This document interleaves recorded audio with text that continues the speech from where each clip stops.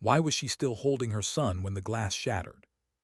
The Blue Moon Diner sat quiet along Highway 287, the kind of place where truckers stopped for coffee and locals knew your name. It was 9:00 p.m. on a Friday night. The kind of night that should have stayed ordinary, should have stayed safe. But Blake Carter didn't walk into diners looking for safety. He walked in weighing 200 pounds of rage and whiskey breath, military tattoos covering both arms like warnings nobody read. His fist slammed the counter so hard the coffee cups jumped. And in that moment, every single person in that diner felt it. That shift in the air. That feeling when you know something terrible is about to happen, and there's nothing you can do to stop it. Amber Hayes stood behind the counter, all 56 of her seemingly shrinking under his glare. Her worn waitress uniform hung loose on her frame. Her hands trembled, and pressed against her hip, gripping her apron with small, desperate fingers, was her 8-year-old son Liam. "I said I want to talk to your boss, you stupid woman." His voice boomed across the diner. 12 customers seemed to fold into themselves. An elderly couple near the window clutched each other's hands. A trucker in the corner booth reached for his phone, then froze when eyes locked onto him. Because Blake hadn't come alone. Connor locked the front door with a deliberate click. Ryan pulled down the blinds one by one. Ethan scanned the room with calculating eyes. Paul began pulling out electronic equipment from his laptop bag. 5 men, 1 exit, 12 witnesses who suddenly wished they'd stopped somewhere else for dinner. "I'm sorry, sir." Amber's voice came out barely above a whisper, cracking slightly. "Mr. Jasper isn't here tonight. He won't be back until Monday morning." Blake leaned forward, his massive frame casting a shadow over mother and child. And if you were watching closely, if you knew what to look for, you might have seen something. The way Amber's fingers tapped 3 times against her thigh. A rhythmic pattern, deliberate, controlled. But nobody was watching for that. They were watching a scared single mother trying to protect her son. They were watching exactly what Blake wanted them to see. "This your kid?" Blake's lips curled into a predatory grin as he looked down at Liam. "Maybe he needs to learn what happens when people don't pay what they owe. Your boss, Jasper, owes us $50,000 for protection. Been 3 months now." His hand reached toward Liam, a hand the size of a dinner plate. And Amber closed her eyes. Just for a moment, 1 deep breath, 4 counts in, 4 counts hold, 4 counts out. Nobody noticed the micro-adjustment in her stance. The way her weight shifted almost imperceptibly to the balls of her feet. They had no idea that in the next 20 minutes, everything they thought they knew about the quiet single mother who served them coffee would be completely, utterly, catastrophically wrong. Blake's hand was inches from Liam's face when Amber spoke again. "Please, not in front of my son." The plea sounded pathetic, desperate, exactly what Blake wanted to hear. He laughed, a harsh bark that made several customers flinch.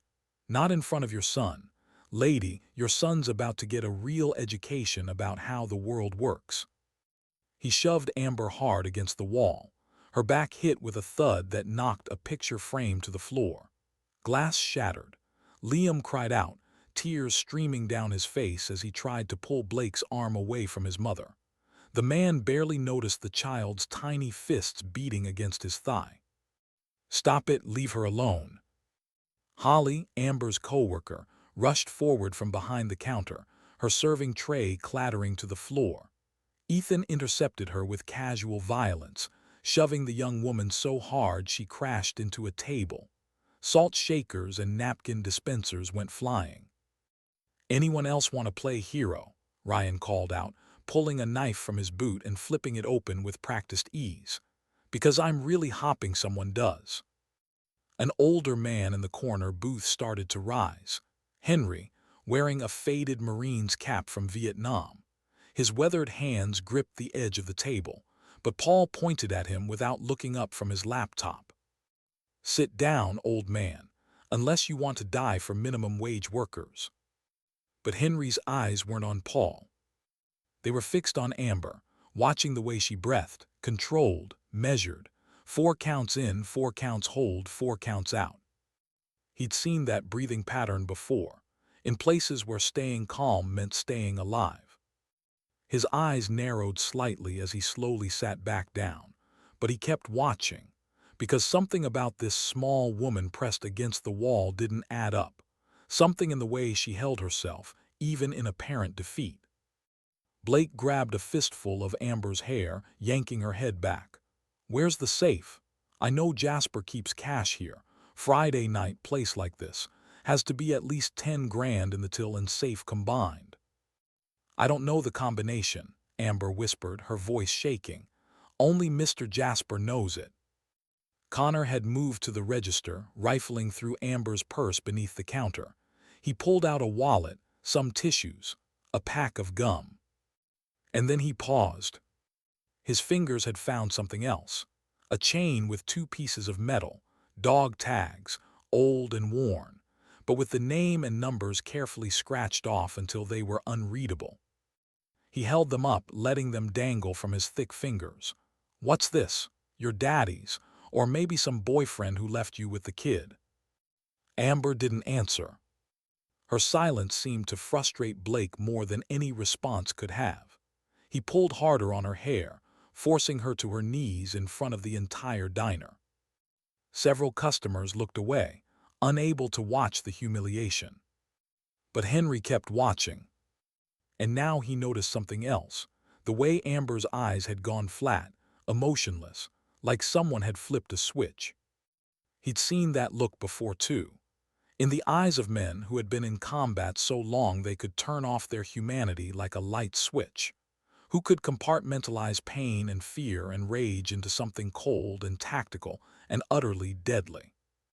Ryan strutted over, his expensive sneakers squeaking on the linoleum floor. "Look at her, pathetic little mouse. Probably makes what? $7 an hour plus tips, raising a kid on that." He looked at Liam, who was crying openly now. "Kid, your mom's a loser. Get used to disappointment." The cruel words hit their mark. Liam's face crumpled and he launched himself at Ryan, small fists swinging wildly. "Don't talk about my mom like that." Ryan caught the boy's wrist easily, laughing. "Got some fight in you, huh? Just like mommy pretending to be brave." He pushed Liam away, sending the boy stumbling back against the counter. That push, that casual cruelty toward her child, changed something. It was subtle, so subtle that only Henry caught it. Amber's shoulders rotated back slightly. Her chin lifted a fraction of an inch. Her breathing pattern shifted from the controlled 444 to something else. Something that synchronized with her heartbeat, dropping it to a combat-ready 40 beats per minute. Paul's fingers flew across his keyboard. "I'm into the security system. Cameras are now on a loop. Whatever happens here stays here." "Good," Blake said, releasing Amber's hair and letting her slump against the wall. "Because this is about to get educational. But here's the thing about monsters. They never see the real predator until it's too late. Have you ever watched someone break? Not physically, not the obvious kind of breaking where bones snap and bodies fall, but the internal kind. The moment when a person decides they've had enough. When every ounce of restraint, every careful mask, every protective lie they've built around themselves just shatters." Blake didn't know he was about to witness that moment. Ethan emerged from the kitchen empty-handed. "No safe back there. Has to be in the office." "Check it," Blake ordered, then turned his attention back to Amber. "You know what? I don't think you understand the situation here." He grabbed her by the throat, lifting her slightly off the ground. Liam screamed, grabbing at Blake's arm with both hands, trying desperately to pull his mother free. "Let me explain it in terms even you can understand," Blake continued, his voice dropping to a menacing whisper. "Your boss owes me money. You work for your boss. That makes you responsible. And if you can't give me money..." He let the threat hang in the air. Connor had found the office. They heard him breaking the lock, ransacking drawers. "Found it," he called out. "Safe's in here. Need the combination, though." Blake smiled. "See, now we're getting somewhere. Open it, or your kid learns what real pain feels like." And that's when Amber spoke. Not the trembling, defeated whisper from before. Something different. Something that made Blake's hand freeze on her throat. "You have 5 seconds to let me go." Her voice was calm, almost conversational, like she was asking about the weather. Blake blinked, confused, then he laughed. "Are you threatening me?" 4 seconds. Ryan stepped closer, knife in hand. "I don't think you understand who you're talking to, lady." 3 seconds. Blake squeezed harder. "Shut up." But Amber's eyes had changed. If Blake had any real combat experience, if he'd ever faced someone truly dangerous, he would have recognized that look. That flat, emotionless gaze of someone who had killed before and wouldn't hesitate to do it again. 2 seconds. "Mom," Liam's voice was small, scared, but now there was something else there. Recognition. He'd seen this before, not the violence, but the stillness. The way his mother became someone else when danger got too close. 1. Blake's grip tightened. "I said shut." He never finished the sentence. What happened next took exactly 1.3 seconds. Amber's left hand came up, not to claw at Blake's grip on her throat, but to trap it there. Her right hand struck 3 specific points on his forearm so fast it looked like a blur. Nerve clusters that, when hit with precise force, caused his entire arm to spasm and release involuntarily. As his grip failed, Amber's body dropped slightly, creating space. Her forehead cracked into Blake's nose with a sickening crunch. Blood exploded across his face. He staggered back, shocked, pain blossoming. And Amber didn't stop. Her knee drove into his solar plexus, doubling him over. Her elbow came down on the back of his neck, precise and controlled. Not to kill, but to incapacitate. Blake collapsed to his knees, gasping for air, blood pouring from his broken nose. The entire diner went silent. Not the scared silence from before. A different kind. The kind that comes when reality shifts so dramatically that the human brain needs a moment to catch up. Ryan moved first. "You bitch." He lunged with the knife, and here's where training matters, where muscle memory built over thousands of hours becomes instinct. Amber sidestepped, her movement minimal and efficient. She caught his knife hand at the wrist, twisted, and the blade clattered to the floor. A sharp strike to his elbow joint, another to his knee, and Ryan went down hard, screaming. Connor charged from the office, all 220 pounds of him. Former linebacker, used to intimidating people with size and aggression. But Amber had fought Taliban insurgents in close quarters, had cleared buildings in Kandahar, had sparred with Navy SEALs who made Connor look like a child playing dress-up. She used his momentum against him. A sidestep, a subtle hook of his ankle. His own weight carried him forward into the wall where his head met drywall with enough force to create a depression. 12 seconds. 3 men down. Paul froze at his laptop, hands raised. Wait, I'm not." On the ground, face down, hands behind your back. Amber's voice had changed completely. Gone was the soft-spoken waitress. This was command voice. The voice that had directed special operations in hostile territory. The voice that didn't ask. It ordered. Paul complied immediately. Ethan tried to run for the door, found it locked, spun around to find Amber already there, hand extended. "Keys now." He fumbled them out, hands shaking. She took them, then delivered a precise strike to his solar plexus. He crumpled. 15 seconds total. 5 men neutralized. And the diner remained completely silent. Amber stood in the center of the room, breathing steady, not even winded. Her waitress uniform was torn at the shoulder. Her hair had come loose from its ponytail.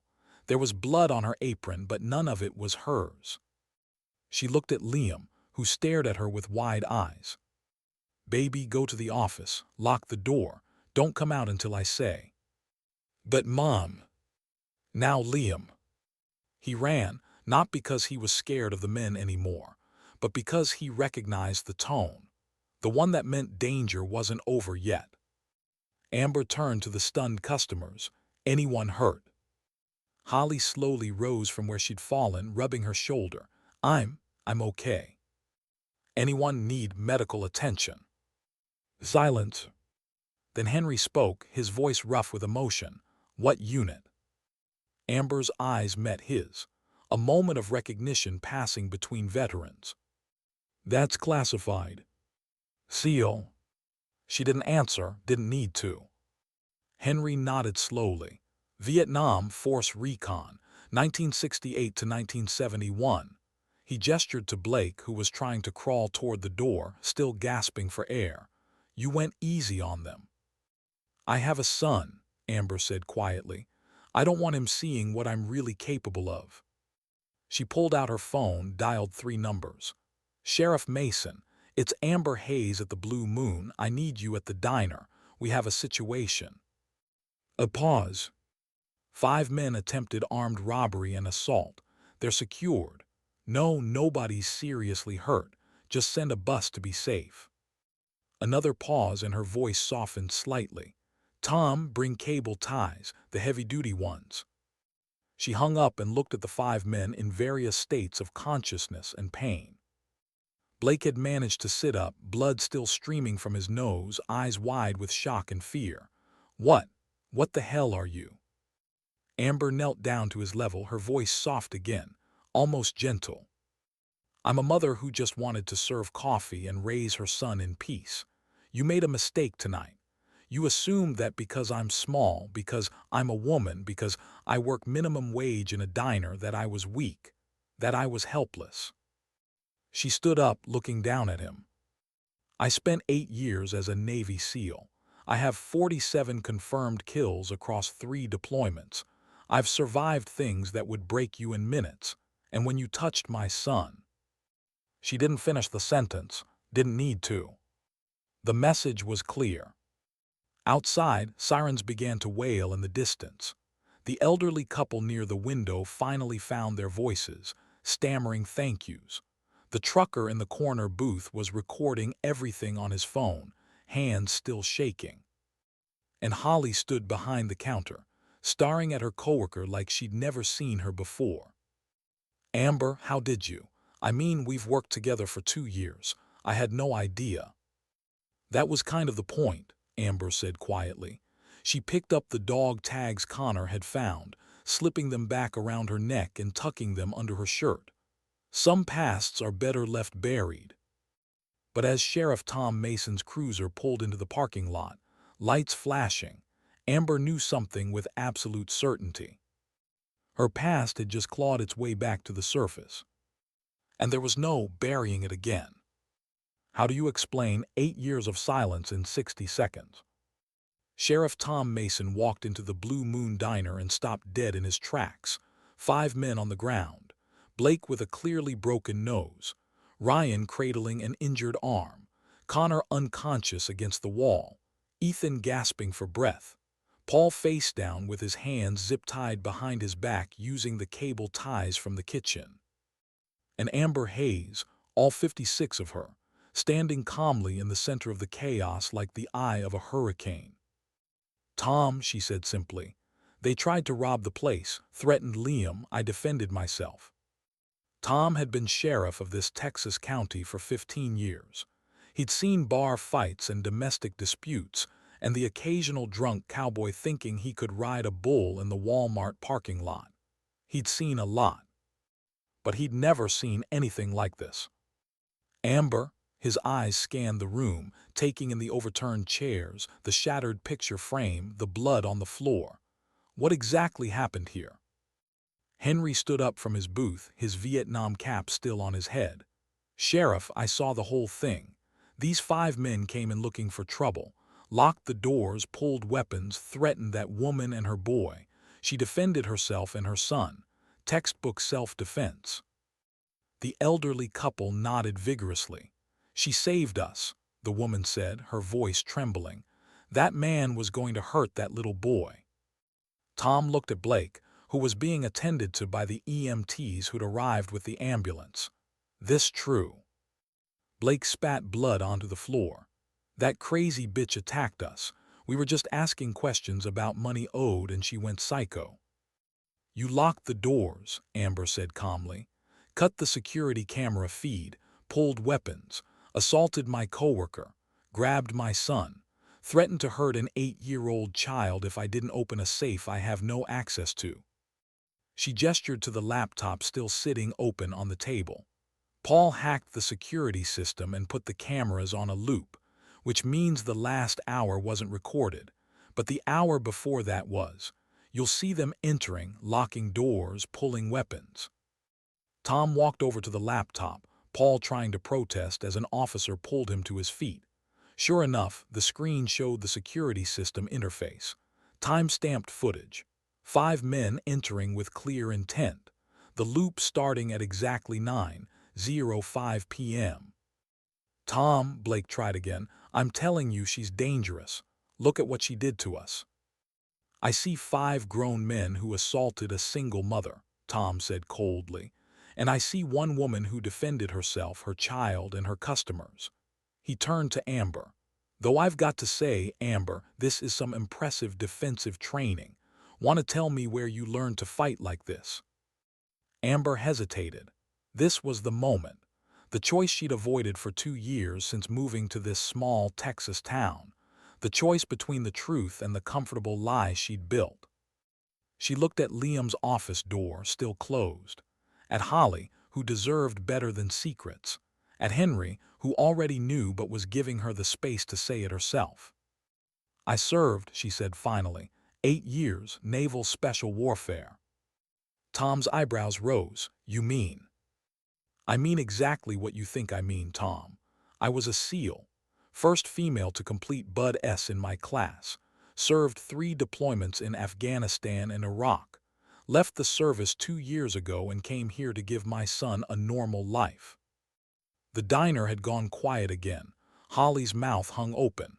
The customers stared. Even the EMTs had stopped what they were doing to listen. Why didn't you ever mention this? Tom asked. Because the whole point of leaving was to leave it behind, Amber said, her voice tight with emotion. I wanted to be just Amber Hayes, just a waitress and a mom, not Ghost, not the operator, just normal. Ghost, Tom repeated. Henry laughed, a short bark of recognition. Call sign, they all have him. Mine was Reaper. Amber shot him a look, but there was no stopping it now. The truth was spilling out whether she wanted it to or not. Tom processed this information, then looked at the 5 men being loaded into ambulances and police cars. They're going to press charges. Assault. Battery. Let them, Amber said. I've got 12 witnesses who'll testify to what really happened. And I'm betting when you run their names, you'll find warrants. Men like this don't just wake up one day and decide to rob a diner. This was calculated. Tom pulled out his radio. Dispatch, run full backgrounds on all 5 suspects. Check for outstanding warrants, priors, known associations. The response came back within minutes. Blake Carter, 2 counts of aggravated assault, 1 weapons charge out on bail. Connor Wells, armed robbery, assault with a deadly weapon. Ryan Mitchell, attempted murder, multiple assault charges. The list went on. Well, Tom said, snapping his radio back onto his belt. Looks like you did us a favor, Amber. These guys have been running protection rackets across 3 counties. We've been trying to build a case for months. They said Mr. Jasper owed them money, Amber said. Protection money. $50,000, 3 months overdue. Tom's face darkened. Jasper's been paying protection. Apparently not anymore. I need to talk to him, but Amber, Tom's voice softened. This is going to get out. Small town like this, word spreads. Your secret's done. You understand that. Amber looked around the diner. At the customers who'd witnessed everything. At Holly, still processing. at the phone cameras that had recorded at least part of the incident. I know. You okay with that? She thought about Liam hiding in the office, probably terrified, about the life she'd built here, the anonymity she'd craved, the peace she'd found. All of it was about to change. I don't have a choice, she said quietly. Tom nodded. I'll need official statements from everyone. Amber, you're going to have to come to the station. Can I check on my son first? Of course. Amber walked to the office door, knocked gently. Liam, baby, it's safe now. You can come out. The door cracked open. Liam's face appeared, tear-streaked and frightened. When he saw his mother, he threw himself into her arms, sobbing. I was so scared, Mom. I thought they were going to hurt you. I'm okay, baby. I'm okay. They can't hurt us. You fought them like in the movies, but real. Amber knelt down to his level, holding his face in her hands. Liam, listen to me. What you saw tonight, I know it was scary, and I know you have questions, and I promise I'll answer all of them. But right now, I need you to understand something very important. What? Everything I did, every single thing, was to keep you safe, to keep everyone here safe. Do you understand? He nodded slowly. You're a soldier like the ones on TV. I was a soldier. Now I'm your mom. That's my most important job. Were you always this strong? Amber smiled, but there was sadness in it. I've always been this strong, baby. I just didn't need you to see it until tonight. Holly approached carefully, like Amber might suddenly become dangerous. The sheriff needs us to stay until he's done with statements. I can watch Liam if you want. Thank you, Holly. Amber, I don't even know what to say. We've worked together for 2 years and I had no idea. You never said anything, you never even hinted. Would it have changed anything? Amber asked. If I'd told you I used to kill people for a living? Holly flinched at the bluntness. I don't know, maybe, probably, I just feel like I don't even know you. You know me, Amber said firmly. You know the person who shows up for every shift, who covers your tables when you're having a bad day, who listens to you talk about your boyfriend problems. That's me. That's who I am now. What I was before, that was a different life, a different person. But that person is still in there, Holly said, gesturing to where Blake was being loaded into an ambulance. I saw her tonight. Only when she has to be. Henry approached, moving slowly with the careful deliberation of age and old injuries. Miss Hayes, I want to thank you, not just for tonight but for your service. Not many women make it through what you've been through.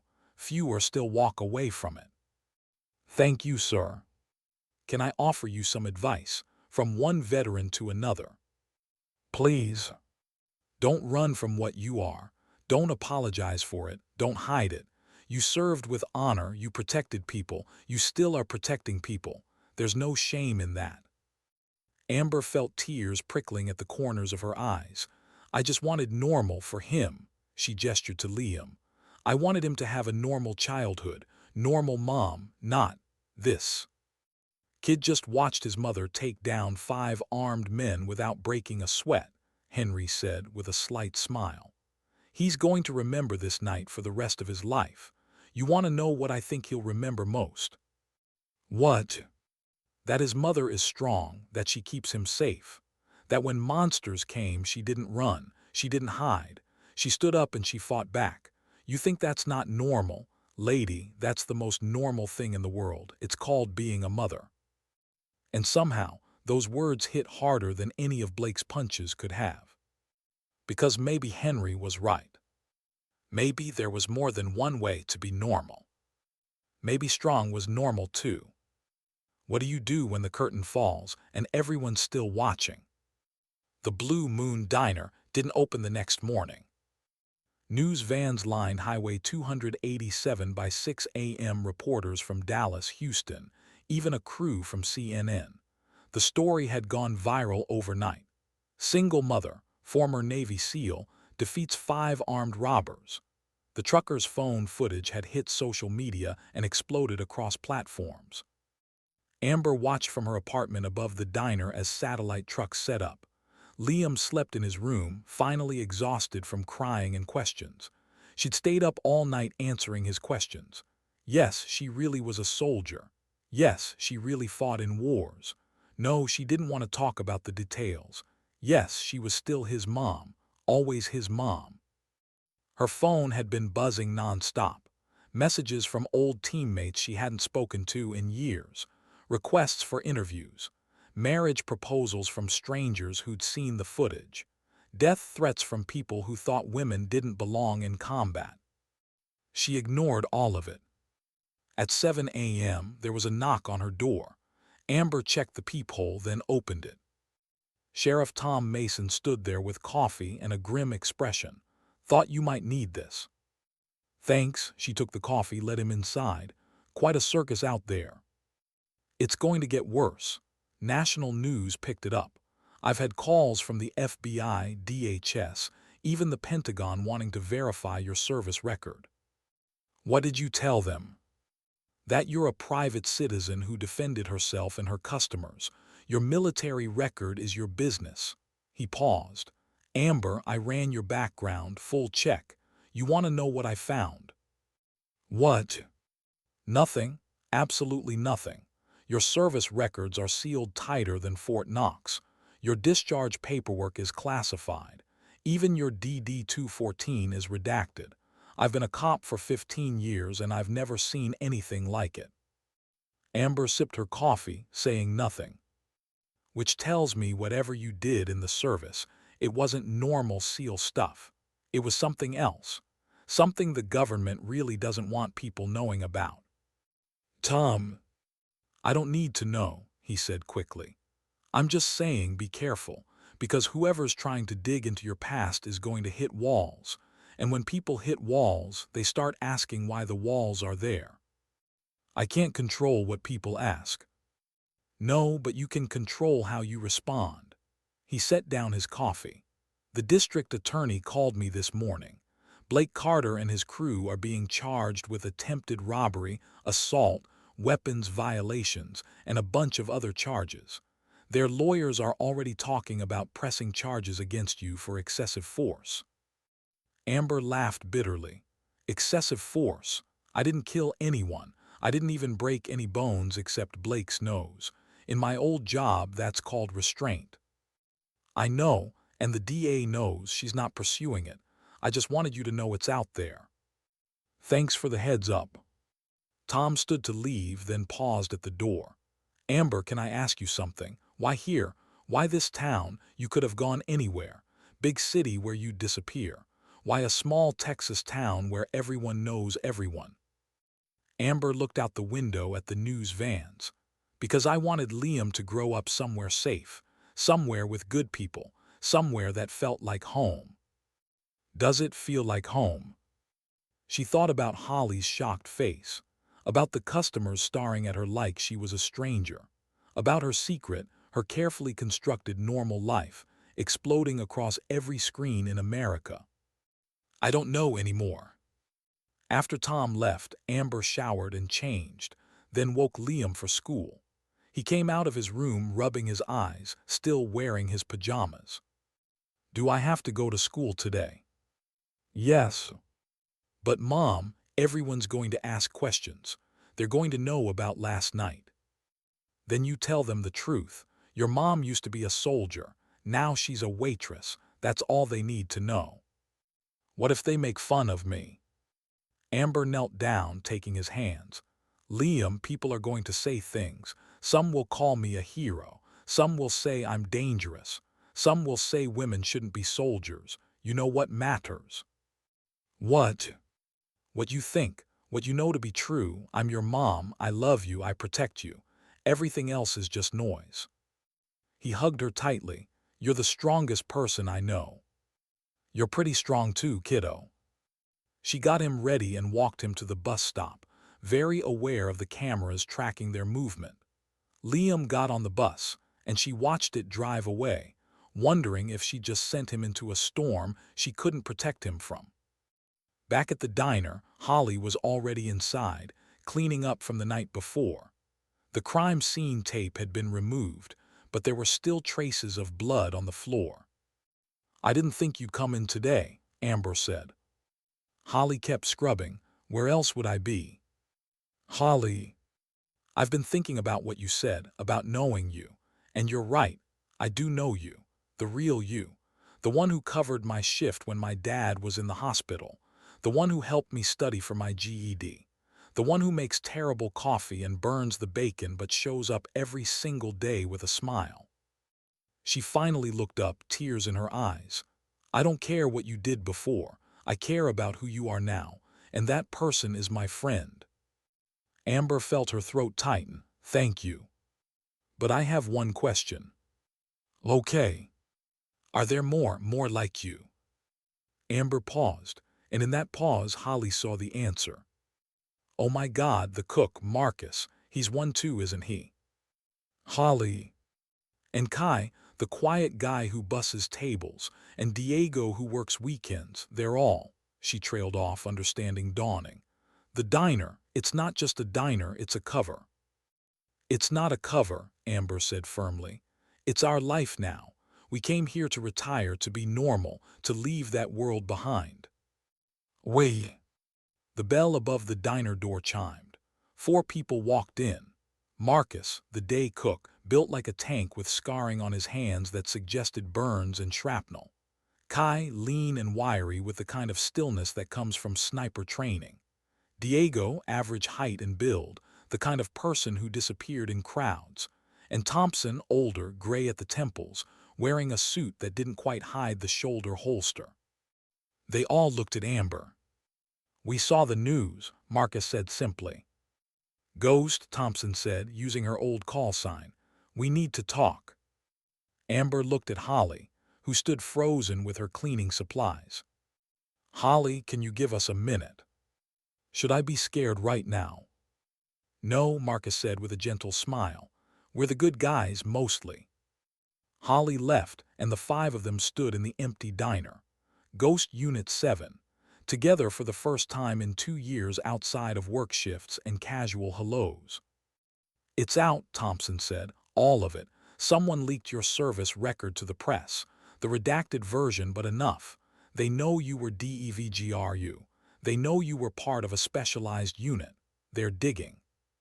"How bad?" "Bad enough that I got a call this morning from Langley asking if we've been compromised." Amber closed her eyes. DVGRU, Development Group, the official name for SEAL Team 6, the most elite special operations unit in the world, and her team, Ghost Unit 7, had been even more specialized. Deep cover, deniable operations. The missions that officially never happened. "What do they want?" "To know if you've talked, if any of us have talked." "We haven't." "I know, but they're nervous. A former operator going viral for taking down criminals in a diner. That's not low profile. That's not blending in." Kai spoke up, his voice quiet. "There's more. The men you fought last night, Blake Carter and his crew, they're not just random criminals." "What do you mean?" "I ran them through some old databases. Favors from friends who still work in the community. Blake Carter served in the army. Dishonorably discharged for beating an Afghan civilian nearly to death. Connor Wells was private military contractor in Iraq, fired for excessive force. These guys have military backgrounds, and they were specifically targeting this diner." The air in the room changed, became heavy. "Someone sent them," Amber said slowly. "That's our read," Thompson confirmed. "The question is who and why." Diego pulled out a tablet, bringing up files. "We've been tracking some chatter, former operators being approached with job offers. High pay, questionable legality. Someone's building a private army." "Morrison," Marcus said, the name tasting bitter. Amber's blood went cold. "I thought we took care of Morrison." "We took care of his operation, but he had connections, people who didn't go down with him." Morrison, Senator Richard Morrison, their last mission, the one that had ended Ghost Unit 7, The one that had sent them all into hiding, into retirement, into diner work and normal lives. The one mission that wasn't supposed to have loose ends. If Morrison's people are coming after us, Amber said, then we're not safe here. None of us. Worse, Thompson said. If they know about the diner, they know about our families. Liam is exposed. The room went silent. Because that was the line, the absolute line. They'd all left the life to protect their families, to give their kids a chance at normalcy, and if that was compromised. We can't run, Marcus said. Running just confirms we have something to hide. We can't stay and do nothing, Kai countered. They'll keep coming. Amber looked at each of them, her team, her family in ways that went deeper than blood. Then we do what we do best, she said quietly. We hunt them before they hunt us. Thompson smiled grimly. Ghost Unit 7 reactivation. Unofficial, off the books, just like old times. They all looked at each other. 5 operators who'd sworn they were done with the life, done with the missions, done with the blood. But some oaths ran deeper. Some promises mattered more. And when someone threatened their families, when someone came to their home, to their safe place, well, there was a reason they called them ghosts. When does a diner stop being a diner? The answer came 3 days later at 6 a.m. when Lieutenant Sarah Chen stumbled through the door of the Blue Moon, holding a 6-month-old baby and bleeding from a gunshot wound to her shoulder. Please, she gasped. They're coming, they'll kill us, please help. Amber's threat assessment was instant and automatic muscle memory from 1,000 tactical situations. The woman was military, probably intelligence based on the way she held herself despite the panic and pain. The baby was maybe 6 months old, and the they she mentioned were probably the 3 vehicles that screeched into the parking lot seconds later. Kitchen, now. Amber's voice had shifted to command mode. She guided Sarah behind the counter with one hand while hitting the panic button under the register with the other, a silent alarm to the rest of the team. Marcus appeared from the back within seconds, already reaching for the locked cabinet where they kept the supplies they'd hoped never to need again. Kai came through the rear entrance, Thompson from upstairs, Diego from his truck in the lot. That supernatural synchronization that came from years of working together. No words needed, just movement, purpose, precision. Customers were quickly and efficiently moved to the back office and storage room. Holly locked the doors and took position with them, her phone already dialing 911. Positions were taken, weapons drawn from places nobody knew existed in a small-town diner. 5 ghosts activating. 5 operators doing what they were born to do. The men who entered the diner weren't American. Russian, if Amber's ear for accents was still accurate. 6 of them.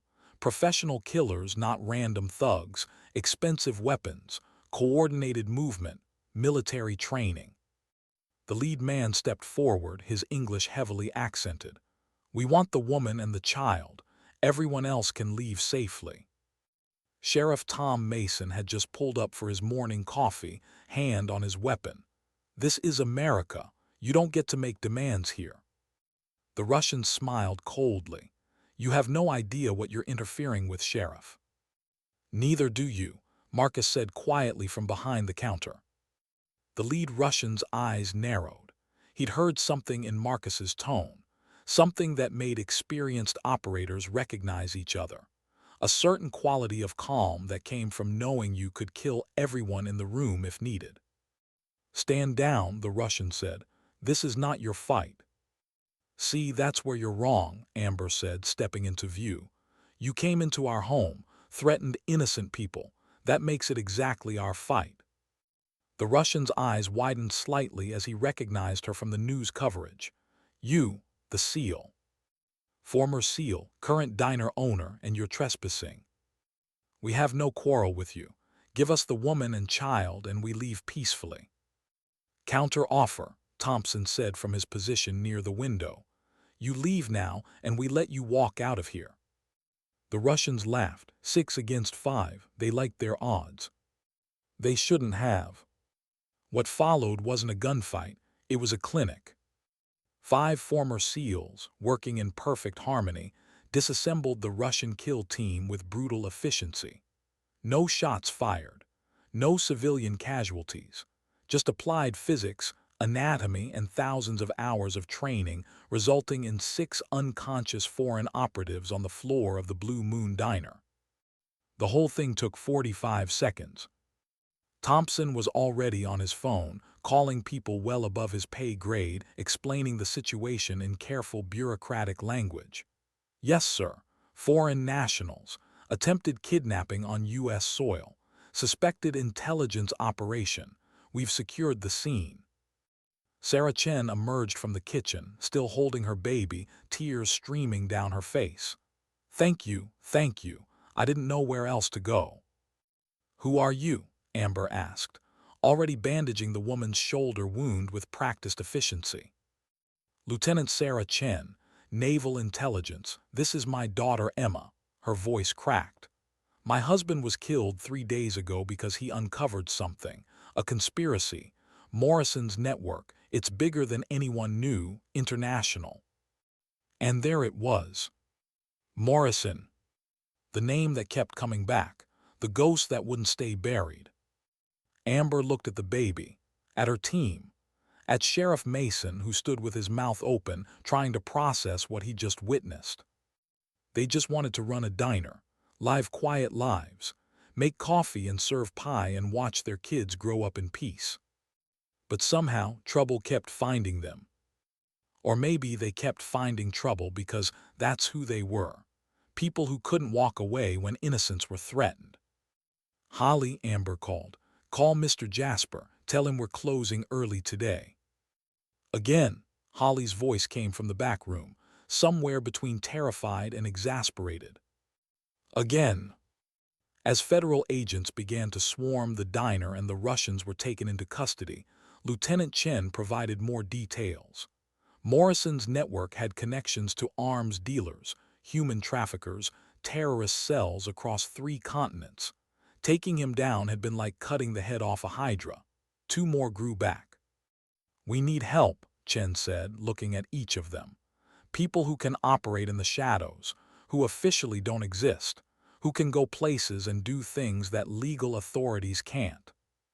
We're retired, Marcus said firmly. Are you? Chen asked, looking around the diner at the unconscious Russians, at the tactical precision of what had just happened. Or are you just waiting for the next mission that matters? Before anyone could answer, a school bus pulled up outside. Liam had been sent home early due to a water main break at school. He walked into the diner, took in the federal agents, the zip-tied Russians, his mother's tactical stance, and sighed with the world-weariness of a child who'd seen too much. Did someone try to rob the diner again? Something like that, Amber said. Do I need to go to the office and do homework? That would be helpful, baby. As Liam walked past, he paused next to one of the unconscious Russians. Mom, this guy has the same tattoo as that man who was watching our apartment last week. Everything stopped. Every operator in the room went perfectly still. What man? Amber asked, her voice carefully controlled. The one in the blue car. He had a tattoo on his neck, just like this guy. I didn't tell you because I thought it was just another one of your old friends checking on us. Amber's blood ran cold. They'd been under surveillance for at least a month, and her 8-year-old son had noticed before she did because she'd been so focused on appearing normal, on blending in, on being just a waitress. How long has he been watching? About a month, but he left after you had that meeting at the truck stop. A month? Marcus put a hand on her shoulder. We can't keep pretending this is over. He was right. The war they thought they'd left behind had followed them home. The question now wasn't whether to keep running from it. It was whether to turn and face it. Amber looked at Lieutenant Chen and baby Emma, at her team, ready for whatever came next, at her son doing homework in the office while federal agents processed a crime scene in their diner. This wasn't the normal life she'd wanted for Liam. But maybe normal was overrated. Maybe what mattered was that he was surrounded by people who would die to protect him, who understood that sometimes standing up to evil was more important than staying safe. "One mission," Amber said finally. "We help you with Morrison's network. We evaluate after that." "One mission," the team agreed. But they all knew better. There was no such thing as one mission for people like them. There was always another threat, another innocent in danger, another wrong that needed to be made right. Because that's what ghosts did. They operated in the shadows. They protected the light. Sometimes home isn't a place, it's a choice.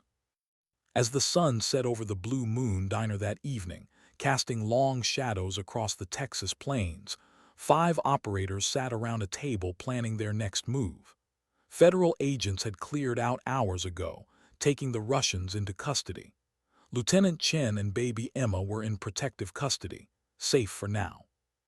But safe was temporary. Safe was an illusion. And everyone in that diner knew it. Morrison's network operates through shell corporations, Thompson explained, spreading files across the table. Front companies that look legitimate but funnel money to illegal operations, arms dealing, human trafficking, political corruption. "How did we miss this?" Kai asked.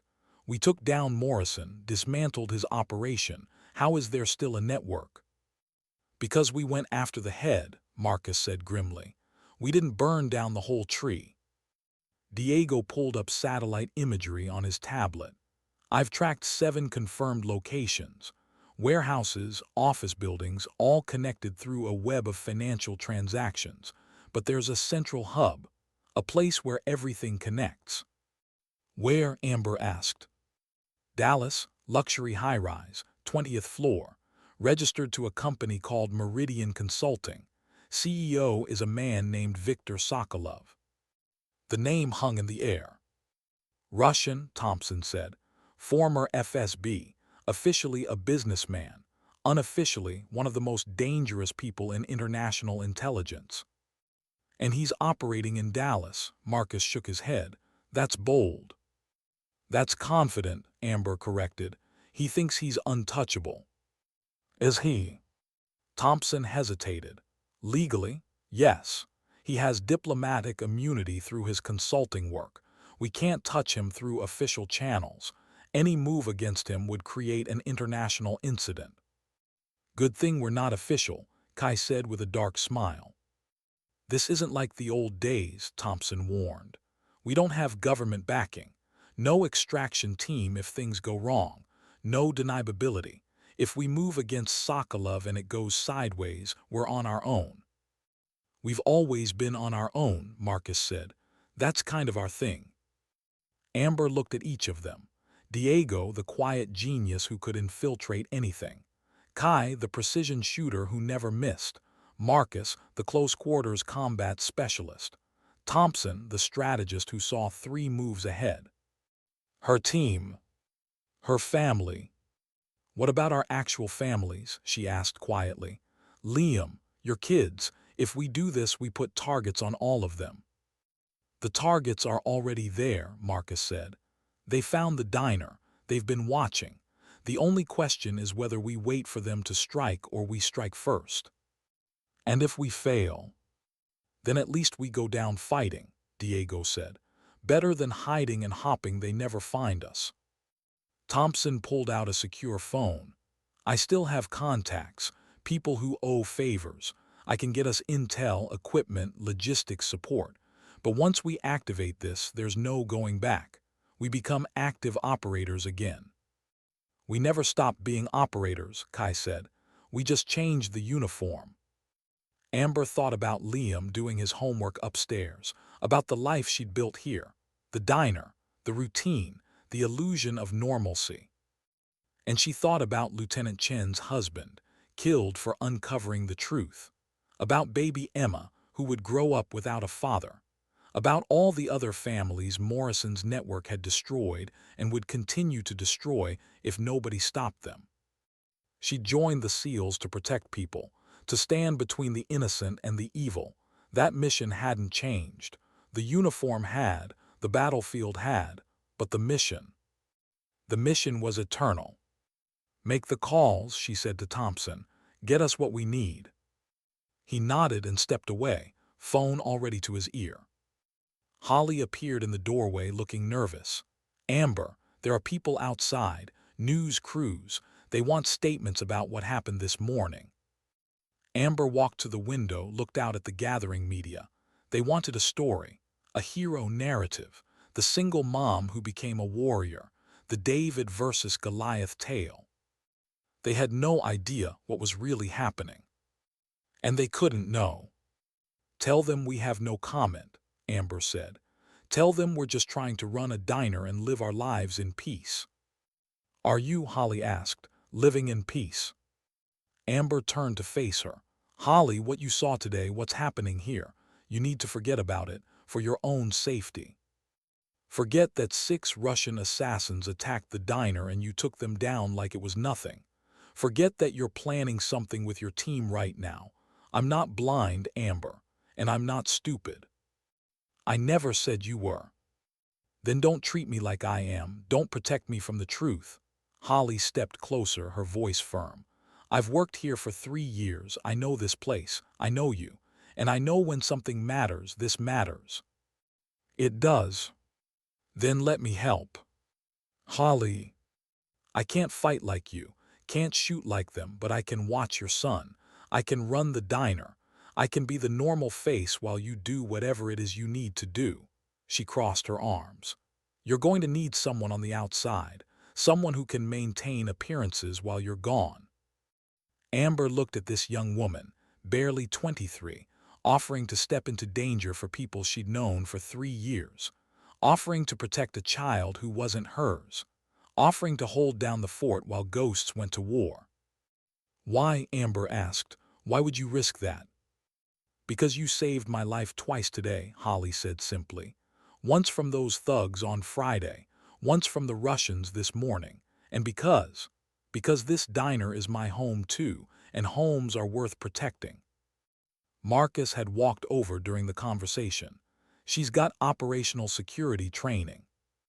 "No," Amber said. "Can she shoot?" "No."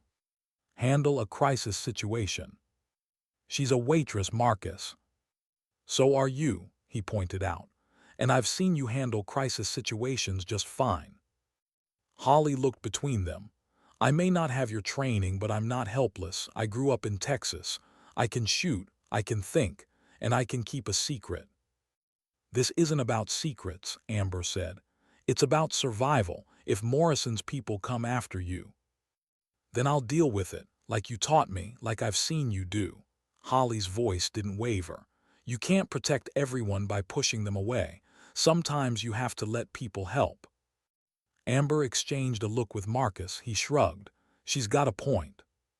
"Fine," Amber said. "But you follow protocols, you don't take risks. You keep Liam safe and keep this place running, that's it, nothing else." "Agreed." Thompson returned, pocketing his phone. "We're greenlit. Equipment will arrive tomorrow. Intel package is downloading now.